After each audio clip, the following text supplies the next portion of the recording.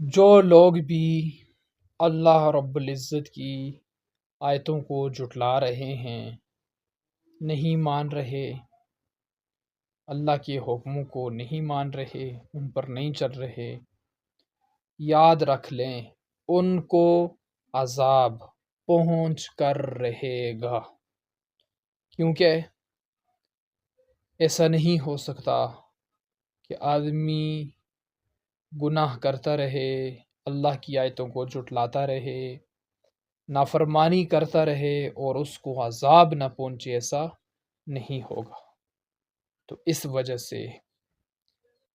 اپنے آپ کو عذاب سے بچاؤ میرے بھائیو، اپنے آپ کو عذاب سے بچاؤ، اللہ رب العزت کے حکموں پر عمل کرنا شروع کرو، اپنے آپ کو قرآن کی جو آیتیں ہیں اس طرف اپنے آپ کو لاؤ، یہی ہے اصل کامیابی۔